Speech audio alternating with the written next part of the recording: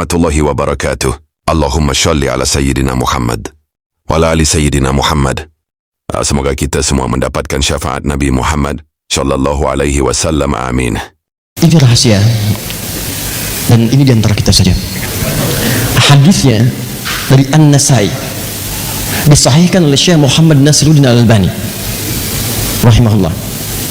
Perhatikan baik-baik. Hadisnya dari sahabat Usama bin Zaid. Ja'a ila Nabi sallallahu alaihi wasallam sa'ilan. Datang kepada Nabi sallallahu alaihi wasallam sambil bertanya. Ya, apa pertanyaannya? Ya Rasulullah, ya Rasulullah, saya melihat Anda menunaikan puasa banyak di bulan Sya'ban.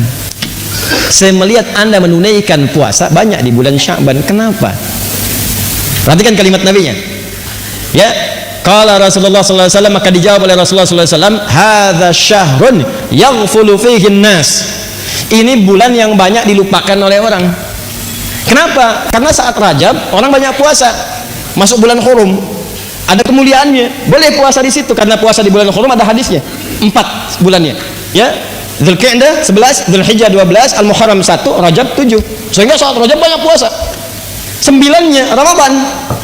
Ramadan itu sudah jelas banyak orang puasa, sehingga orang lupa ma baina Rajab wa Ramadan. Antara Rajab dengan Ramadan ada bulan ke-8, kata Nabi. Banyak orang lupa. Ini bulan penting. Apa pentingnya bulan itu? Syahrun turfa'u fihi al-a'mal. Di bulan itulah, selama sebulan itu, amalan-amalan kita akan diangkat, disampaikan kepada Allah Subhanahu wa taala. Hadisnya sahih. Wa ana uhibbu an yurfa'u amali wa ana sha'im. Dan saya akan sangat senang dan cinta ketika amal saya diangkat, saya dalam keadaan sedang berpuasa. Jadi teman-teman, catat kalimat ini di 3 hadis berbeda. Jadi amalan kita itu diangkat, disampaikan kepada Allah. Ada 3 periode.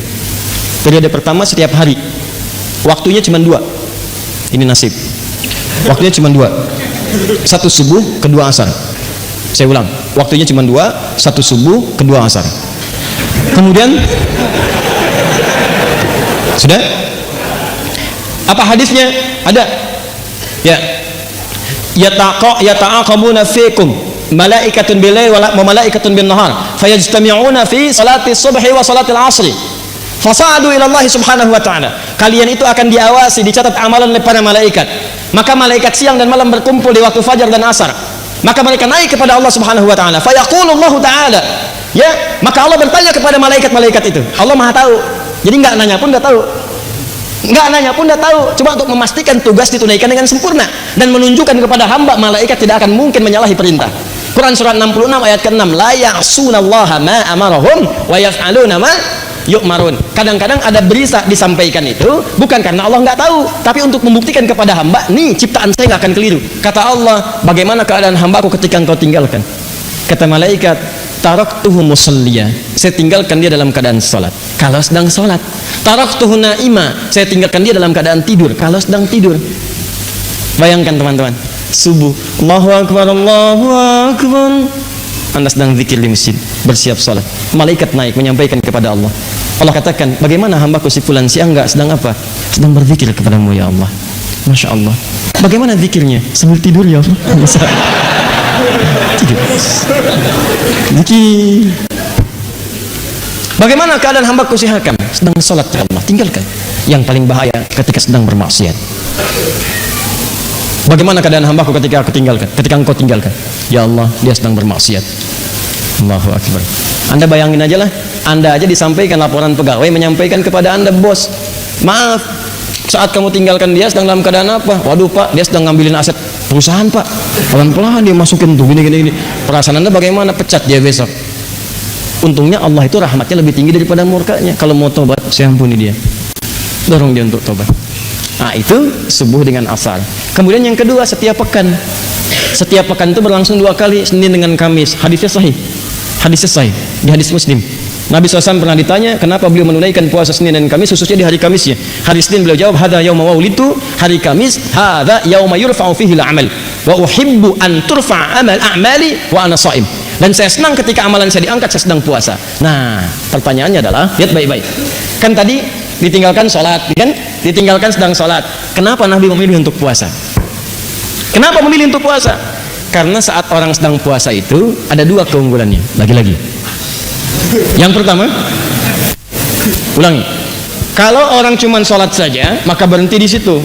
amalan sempurna bagus. Tapi kalau orang dilaporkan dalam keadaan puasa, maka dia punya dua keunggulan.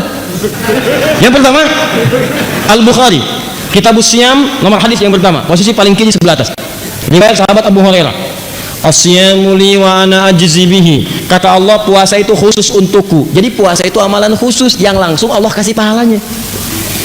Salat itu amalan memang wajib, tapi amalan umum, semua orang juga salat. Jadi ketika Anda sholat yang catat pahala malaikat, tapi ketika Anda puasa yang berikan pahala Allah langsung. Ya. Maka ketika orang puasa, sebetulnya ketika diangkat amalannya dilaporkan kepada Allah sedang puasa, maka lebih tinggi nilainya dibandingkan orang yang standar, karena pada saat itu Allah sendiri memberikan pahalanya. Satu. Dua. Nah, yang kedua, orang puasa itu umumnya memiliki dua kemuliaan lagi tuh. Anda bayangkan. Apa dua kemuliaan ini? Yang pertama, orang yang puasa itu umumnya akan gemar meningkatkan amal solehnya. Saya kan sering katakan kepada Anda, kalau orang nggak puasa, ketinggalan fardu aja perasaan biasa. Orang puasa itu ketinggalan sholat sunnah, gelisah hatinya. Coba lihat saat Ramadan, tarawih itu kan sholat sunnah. Tapi kalau ibu-ibu ketinggalan saf pertama, nggak sempat nyimpan sejadah di depan, kan nggak enak perasaan.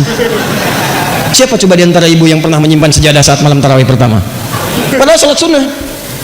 Kan Anda rebutan itu, apalagi ketinggalan tarawih, nggak enak perasaan. Silakan cek, apalagi besok ditanya, Jeng tadi malam kemana? Ada kok. Tuh sebelah mana? Aku sih posisinya seperti hadis Nabi, sebaik-baiknya perempuan paling belakang. Ada aja pokoknya itu jawaban tuh. Nabi di bawah-bawah itu. Tapi nggak enak, kalau ketinggalan malah nggak enak. Orang kalau nggak puasa belum tentu punya kecenderungan baca Al-Quran, tapi kalau puasa pengennya tilawah, berbuat baik. Itu keunggulan yang pertama. Yang kedua, saya sering katakan orang puasa itu orang paling hebat yang bisa nahan maksiat. Orang puasa. Silahkan cek. Mabuk, bohong, berkata kasar, gibah, berhenti saat puasa. Silahkan cek, berhenti. Demi Allah saya katakan. Coba lihat, Anda mau nonton tayangan-tayangan yang buruk, yang haram, gosip macam-macam, Anda palingkan tuh. Jam 5 ada tayangan gosip, Anda palingkan. Apa dimatiin? Biasanya ditonton. Enggak. Kenapa? Ntar habis maghrib. Habis maghrib habis tayangannya. Ya. Dia tinggalin dulu aja. Ya. Kenapa? Enggak mau dia batal puasanya. Maka orang puasa itu kemuliaan pertamanya meningkat ibadahnya, kemuliaan keduanya maksiatnya bisa dia tekan. Maka berkumpullah sifat-sifat mulia ini. Jadi kalau tiap subuh dengan asar orang ini dalam keadaan sholat dia mulia, Senin dengan Kamis dia puasa dia mulia, apalagi bulan Sya'ban, ada setahun, sebulan itu dilaporkan amalan setiap hari. Kalau yang tadi itu kan maaf, kalau yang tadi tiap hari subuh asar, yang kedua pekanan Senin Kamis, sebulan Sya'ban ini amalan setahun disampaikan kepada Allah, dari Sya'ban kemarin ke Sya'ban berikutnya. Maka kata Nabi, saya pengen begitu amal saya dilaporkan dalam keadaan yang sempurna. Bagaimana ciri sempurnanya? Saya sedang puasa, karena saat puasa itu amalan saya meningkat. Yang kedua, saya bisa menahan maksiat. Tapi yang paling penting adalah persiapan Sya'ban itu adalah sebagai warming up, adaptasi menghadapi bulan Ramadan.